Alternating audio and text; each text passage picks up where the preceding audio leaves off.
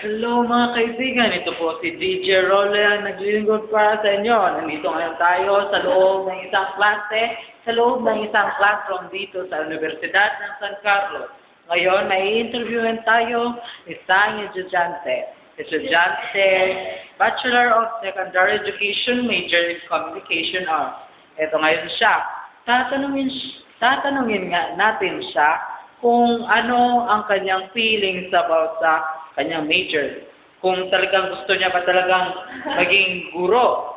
O kung anong mga nais niyang gawin dito sa loob ng klaseng ito. Kung siya na ang magiging guro sa hinaharap. At kung ano ang gusto niyang mga kalalabasan ng kanyang mga estudyante. Kanyang estudyante. Ito po, si Sofia Villaflor Pintor.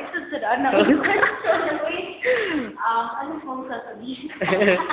Ikaw ay si? Ako po si Sofia Marie Pintor at nag-aaral dito sa Universidad ng San Carlos. Ano ang gusto mong kalalabasan ng iyong pagiging hinaharap na guro? Gusto ko sa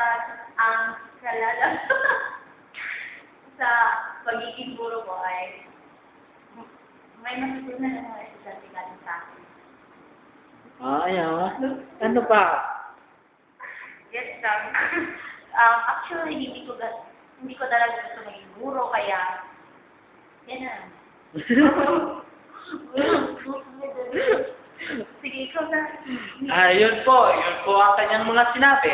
So, sa narinig nyo ay parang nagdadalawang isip siya na maging guro. Ano kaya ang inyong maitutulong? Kung gusto nyo tumulong, ay tumawag lang kayo sa 348-4805. At sabi nyo, at tulungan nyo si Sofia kung ano ang gusto niya. Ito po si DJ Role, nag-report para sa Mix.